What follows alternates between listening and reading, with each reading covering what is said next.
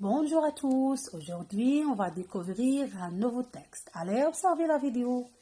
Premièrement, regardez bien l'image. Qu'est-ce que vous voyez dans cette image? Oui, il y a un garçon. Très bien.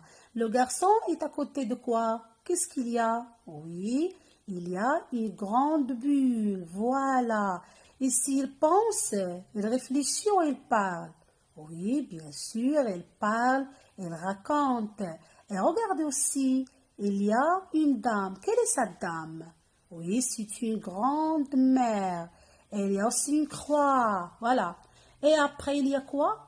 Il y a un camion. Il y a quelqu'un qui conduit ce camion. Très bien. Allez, regardez bien à côté de ce garçon. Qu'est-ce qu'il y a? Oh, oui, il y a un point d'exclamation. Voilà. Elle est stupéfaite. Elle est surprise. Elle est comment? Oui, d'accord. À côté de ce garçon, il y a, regardez bien, des choses qui volent dans l'air. Ce sont quoi? Ce sont des journaux. D'accord. Maintenant, avant de lire le texte, qui est l'auteur? Qui écrit ce texte? On cherche d'habitude l'auteur à la fin du texte. Alors, c'est qui? C'est bien bête. D'accord. Maintenant, on va lire le texte. Suivez-moi. Une grand-mère au volant grandement carburé.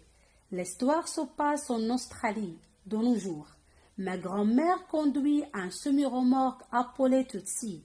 C'est un Kenworth de 36 tonnes, grandement voyage en général d'un état à l'autre en transportant toutes sortes de choses, des pièces détachées à l'autre transportant toutes sortes de choses, des pièces détachées d'automobiles ou des boîtes en carton. À la mort de Grandpa, il y a 3 ans, elle a repris l'affaire et depuis elle sillonne les routes. Quand elle est devenue camionneur, j'ai failli mourir de honte. Je pensais qu'une grand-mère de 67 ans passait son temps à tricoter ou à faire du crochet, assise dans un fauteuil à bascule, mais ce n'était pas le cas de grandement. Je ne parlais de ma grand-mère à personne, mais un jour Bélestiner, un garçon de ma classe, l'a vue et elle distribuait les journaux alors que grandement prenait la route de Sydney à Melbourne. Plus tard, Billy m'a raconté qu'elle avait failli tomber dans une poubelle en l'apercevant en salopette kaki toute neuve. Elle scrutait la route par-dessus ses lunettes. Elle m'a dit qu'elle ressemblait à une petite poupée dans l'immense cabine du semi-remorque.